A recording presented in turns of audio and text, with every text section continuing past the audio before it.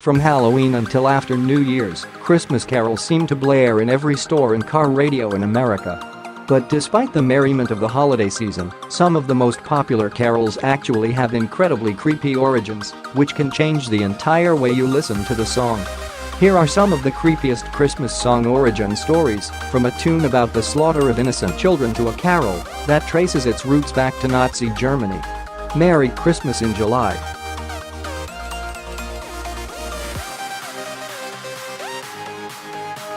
10 Coventry Carol.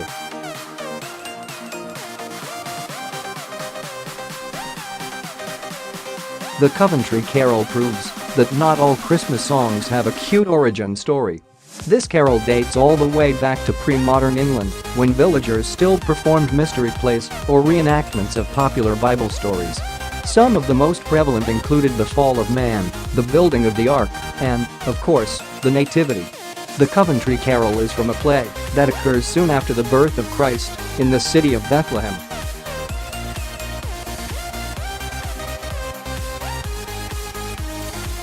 The reenactment depicted the slaughter of innocents when King Herod ordered the massacre of the city's male infants in an attempt to weed out the Messiah.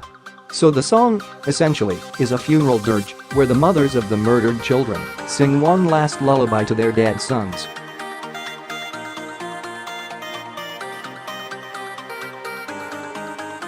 The mystery plays were meant to help a largely illiterate population memorize their Bible stories, and this one must have stuck, because the Coventry Carol is still one of the most commonly performed Christmas songs. Even its modern popularity can be traced back to a traumatic event. The song first found a wider audience during World War II, right after the bombing of the English city of Coventry. BBC's Empire broadcast played the carol during their Christmas show, which concluded with a performance of the song from the bombed ruins of the city's cathedral.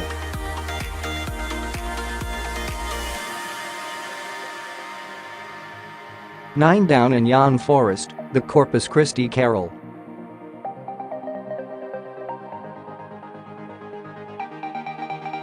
With cheerful lyrics about a bleeding knight and a hound licking at his wounds, it's no wonder that Down in Yon Forest is a lesser-known Christmas carol. But the song actually dates back to the 15th century and isn't really about Christmas at all. A lot of scholars think that it refers to the Holy Grail legend and Jesus bleeding from his wounds on the cross.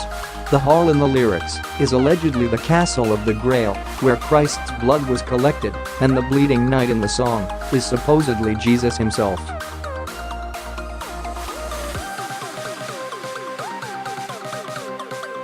Others think that the bleeding knight is a character called the Fisher King in the legends of King Arthur. In the Arthurian legend, the king is the last of a long line of descendants charged with protecting the Holy Grail. According to myth, the Fisher King's legs are perpetually wounded, and he's unable to move on his own or father a child, which reduces his kingdom to a barren wasteland.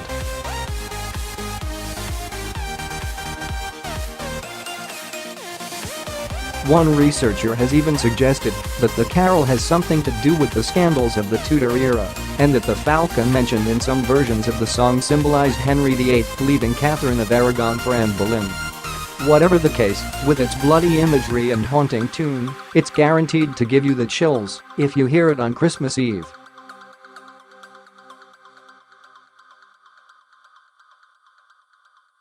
Eight I Wonder As I Wonder.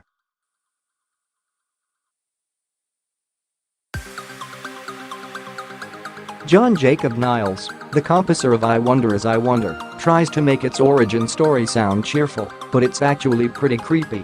In 1933, at the height of the Great Depression, Niles was walking around an Appalachian town in North Carolina when he ran into an impoverished family who were about to be evicted from the town.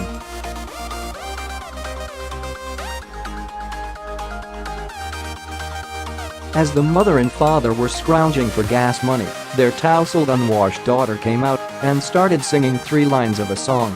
Niles paid her $25 a performance to try to get her to perform the whole song, but she just kept singing the same garbled 3 lines over and over. After 3 tries, Niles took the melody and used it to write a song about Jesus being born.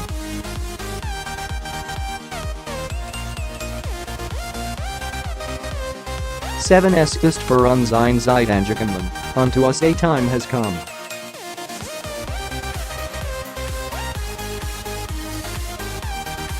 a popular Christmas carol in Germany, Unto Us a Time Has Come, was originally a religious song about the birth of Jesus. But the version that's sung in Germany today actually comes from the Nazis when they waged a war on Christmas because it was problematic for their regime.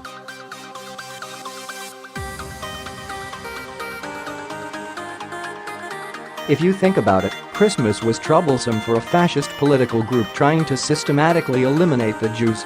Jesus was Jewish after all, and many of the popular symbols of Christmas were also a thorn in the Nazis' collective side. Stars, especially, were a problem. The six-pointed star was also a Jewish symbol, and a five-pointed star had been adopted as an emblem by the Soviets, one of Germany's opponents in World War II. In response to these issues, the Nazis decided to try to secularize the holiday, attempting to make it into a Germanic winter solstice festival.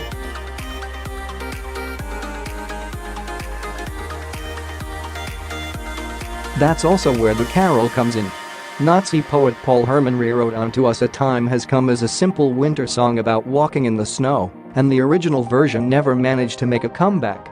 If you hear the song being sung in Germany today, chances are that it's the Hermann version from the Nazi period.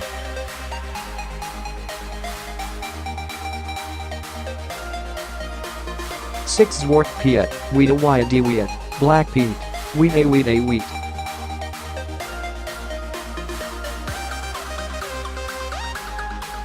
Zwart Piet is a Belgian song about Black Pete, a popular Dutch Christmas character who helps St. Nicholas deliver presents.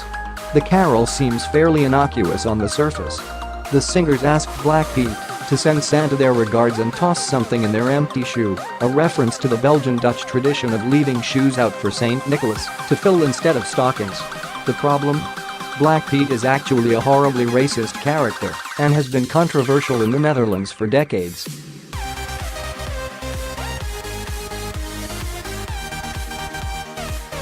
You see, actors who play Black Pete in Christmas celebrations always perform in blackface, and the character is almost always represented in books and popular culture as an offensive caricature of a black man. The Dutch insist that Black Pete is harmless and that his face is black because he's sooty from coming down the chimney.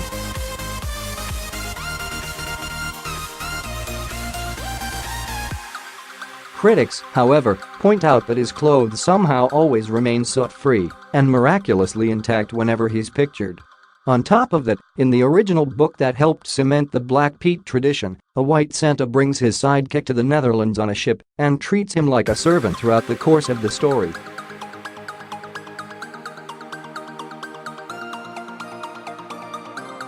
It also doesn't help that a typical Black Pete costume includes a coarse afro wig and huge, minstrel white, bright red lips. So sing the song, by all means, but just know that the funny character you're singing about is essentially a slave who is always depicted by a white man in blackface.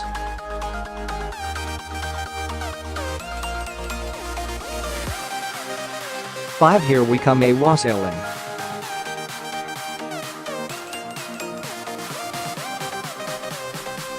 Here We Come a Wassailing is possibly one of the most traditional Christmas carols in existence, and it's usually heard from door-to-door carolers throughout the holiday season, especially in the UK. The song is all about Christmas-time good cheer and generosity, with lyrics that beseech the owner of the house to pour the carolers a glass of beer and slip them a few coins before they leave. It's the origin of the wassailing tradition that really makes this song creepy.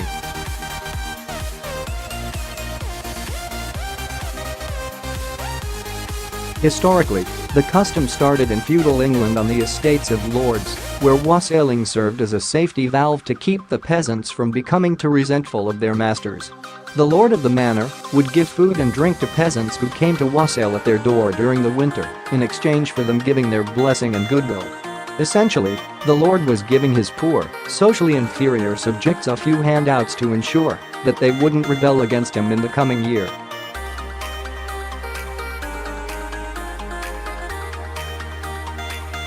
But the earliest wassailing origin story dates from AD 1135 and claims that a king named Vortigern was served wine by a very pretty young peasant girl who greeted him with "Labert King" was hailed. The king immediately wanted to sleep with her, so he responded with his own toast, "Drink hail," kissed her, and plied her with wine before taking a drink himself. Thus, the tradition of wassailing was born. So, when people sing carols today, they're unintentionally paying homage to social inequality and a toast created by a lecherous old king.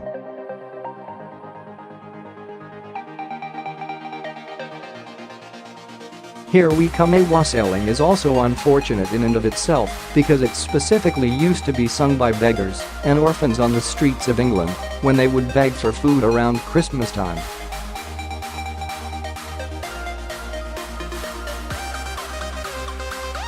For the Huron Carol.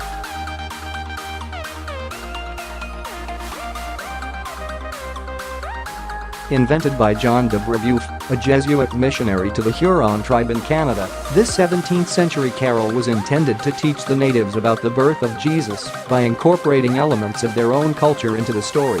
So, in the lyrics, Christ is born in a bark lodge and wrapped in rabbit skin, while 3 wise chiefs gift him with offerings of fox and beaver pelt. It's a little corny, sure, but nothing too creepy. That is, until you find out how Brebeuf eventually died.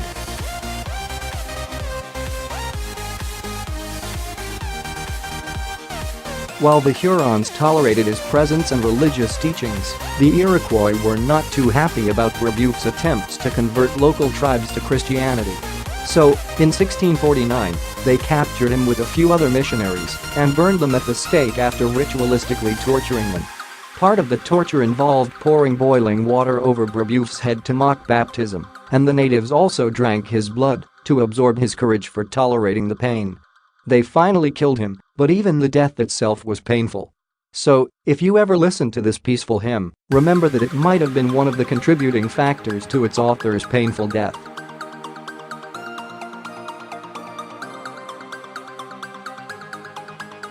The Cherry Tree Carol.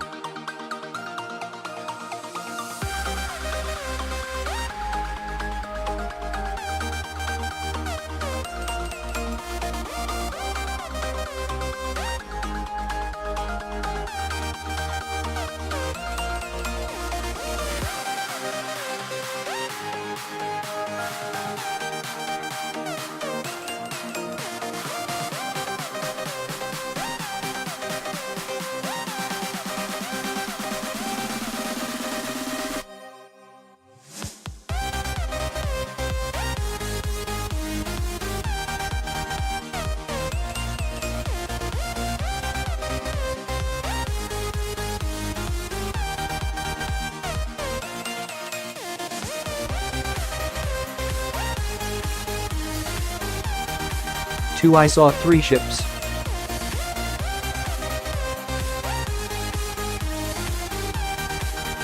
The popular Christmas carol "I Saw 3 Ships Come Sailing In" has confused some scholars for centuries.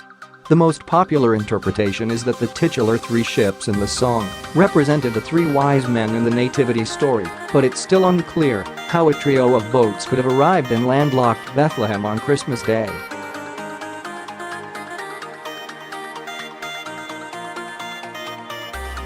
The most prevalent theory today, however, suggests that the song actually doesn't refer to the Christmas story at all but instead to something much less adorable. Scholars now suggest that in the original song, the ships were transporting the skulls of the 3 wise men to Cologne Cathedral in Germany.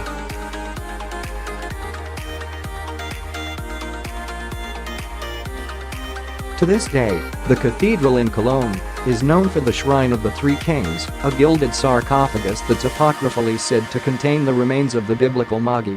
Many now think that "I Saw 3 Ships" references the transport of those remains to Germany in AD 1162, which makes the song less about the birth of Jesus and way more about the internment of human remains in their final resting place.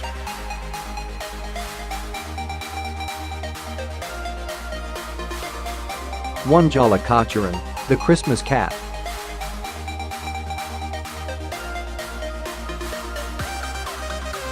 Jolly-Cochurin, or the Christmas Cat, is an incredibly popular Christmas song in Iceland, performed by Björk, among others. The song gets its name from a popular Icelandic legend about the Yule cat, a fearsome beast that's said to eat children who don't receive new clothes for Christmas.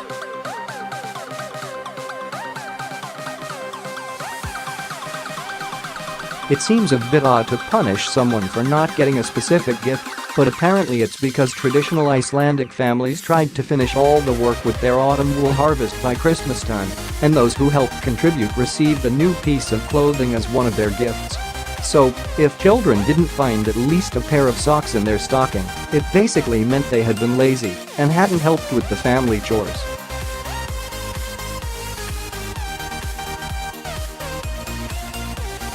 Icelandic Christmas lore can actually be incredibly gruesome.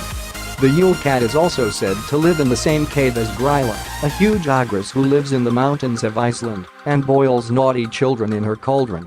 She's married to another bloodthirsty ogre and is also the mother to the 13 Yuletide lads, who also have a reputation for eating the occasional naughty child.